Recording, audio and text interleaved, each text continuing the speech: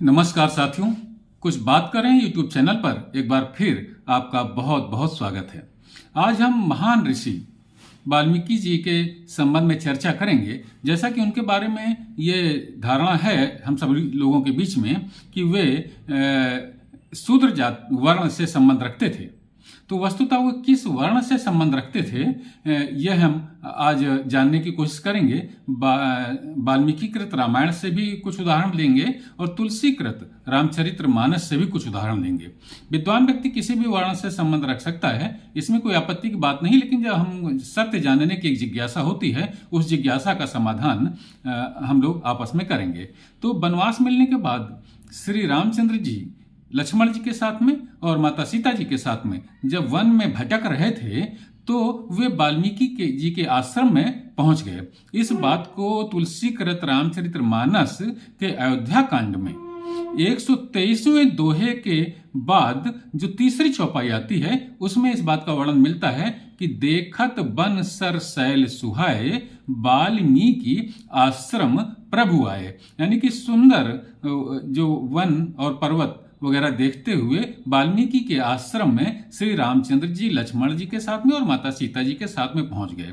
इसके आगे तुलसीदास जी लिखते हैं 124वें दोहे के बाद पहली ही चौपाई में लिखते हैं कि मुनि कहूँ राम दंडवत कीन्हा आशीर्वाद विप्र वर दीन्हा। यानी कि वाल्मीकि जी सामने आ गए तो रामचंद्र जी ने उनको दंडवत प्रणाम किया और आशीर्वाद विप्र वर दीन्हा।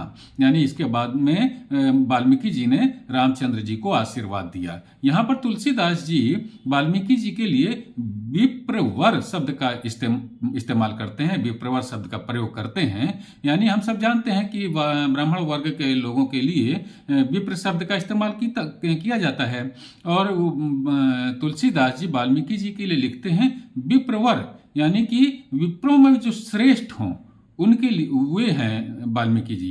यानी कि आशीर्वाद विप्रवर दीना, रामचंद्र जी को वाल्मीकि जी ने आशीर्वाद दिया। तो तुलसीदास जी की रामचरितमानस के अनुसार यह सिद्ध होता है कि वाल्मीकि जी शूद्र वर्ण से संबंध न रख करके ब्राह्मण वर्ण से संबंध रखते थे।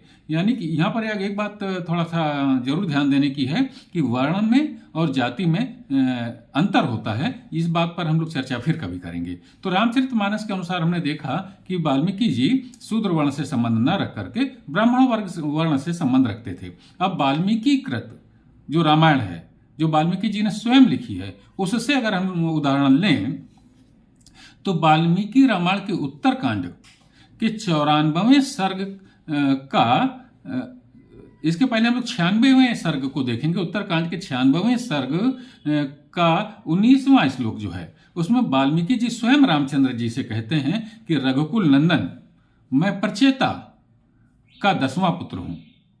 प्रचेता को वर्णों भी कहा जाता है। यानी कि वो स्वयं कहते हैं कि मैं प्रचेता यानी वर्णों का 10वां पुत्र हूं। मेरे मुंह से कभी असत्य बात निकली हो ऐसा मुझे स्मरण नहीं आता। यानी कि वाल्मीकि जी इस बात को जोर देकर के कहना चाहते हैं कि मैं कभी झूठ नहीं बोलता। रामचंद्र जी से वे कहते हैं कि मैं प्रचेता का, उनका एक नाम वरुण भी है, वो मैं उनका 10वां पुत्र हूं। और प्रचेता कौन थे? प्रचेता ब्रह्मा जी के पुत्र माने जाते हैं।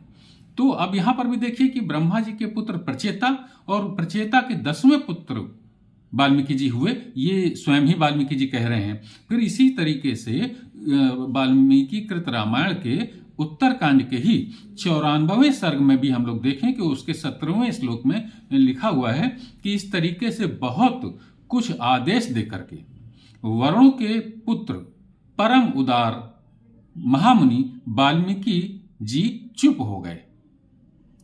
फिर से सुन लीजिए कि उत्तरकांड के 94वें सर्ग के 17वें श्लोक में ये लिखा हुआ है कि इस तरीके से बहुत कुछ आदेश दे करके वरुण यानी कि प्रचेता, मैंने आपको बताया कि प्रचेता और वरुण एक ही ऋषि का नाम था, तो बहुत कुछ आदेश दे करके वरुण के परम उदार वरुण के पुत्र परम उदार महामुनि चुप हो गए। तो इन दोनों उदाहरणों से जो वाल्मीकि के रामायण से है ये भी ये साबित होता है कि वाल्मीकि जी जिन्होंने रामायण का रचना की है वे शूद्र वर्ण से संबंध नहीं रखते थे, वे चोर और डाकू नहीं थे अपने जीवन के प्रारंभिक काल में, जैसा कि हम लोगों के बीच में भ्रांति प्रचलित है। तो साथियों, उपरोक्त उदाहरण जो हमने रामचरितमानस से लिए और रामायण से लिए, इनसे ये तो साबित होता है कि वाल्मीकि जी प्रचेता यानी ब्रह्मा के पुत्र प्रचेता के 10वें पुत्र थे, वे कोई चोर और डाकू नहीं थे, ऐसा इससे साबित होता है। लेकिन लोकमानस में यह भ्रांति प्रचलित है कि वे चोर डाकू थे और शूद्र जाति से वर्ण से, माफ कीजिएगा, वर्ण से संबंध रखते थे। तो सवाल यह होता है कि अगर वे किसी भी वर्ण से संबंध रखते हो, महान थे, ज्ञानी थे, ऋषि थे, इसलिए सम्मानित तो हैं ही। तो साथियों, ये तो है कि जिन्होंने रामायण की रचना की वे वाल्मीकि नहीं शूद्र वर्ण से संबंध रखते थे, लेकिन अगर कालांतर में कोई दूसरे ऋषि रहे हों जो अपने जीवन के प्रारंभिक काल में चोर डाकू का कर्म करते रहे हों, इसके बाद उनका जो झुकाव अध्यात्म की ओर हो गया और वे महामुनि बने और उन्होंने सम्मानित ऋषि का पद प्राप्त किया, तो इससे कोई आपत्ति नहीं है। विद्वान तो किसी भी श्रेणी का हो सकता है, चाहे वे दूसरे कोई वाल्मीकि रहे हों जिनके बारे में कहा जाता है कि अपने जीवन के प्रारंभिक काल में चोर डाकू थे और शूद्र वर्ण से संबंध रखते थे। शूद्र वर्ण से संबंध का मैं बार बार इसलिए उल्लेख कर रहा हूं कि हमारे जो अनुसूचित जाति के भाई लोग हैं वे मंदिर बनाते हैं वाल्मीकि जी की, बहुत ही अच्छी बात है कोई, लेकिन ये जो रामायण जिन वाल्मीकि जी ने लिखी है वे शूद्र वर्ण से संबंध नहीं रखते थे, ऐसा वाल्मीकि रामायण से भी साबित होता है और तुलसी कृत रामचरितमानस से भी साबित होता है। तो साथियों, आज की ये जो चर्चा वाल्मीकि जी के बारे में है, ये आपको कैसी लगी? अपनी टिप्पणियों से हमें जरूर अवगत कराइए। आपने अगर हमारे इस चैनल को सब्सक्राइब नहीं किया है तो कृपया सब्सक्राइब करें, लाइक करें और फिर कहता हूं कि अपनी टिप्पणियों से हमें जरूर अवगत कराएं। कल किसी और मुद्दे पर आपसे बात करूंगा, तब तक के लिए जय हिंद, वंदे मातरम।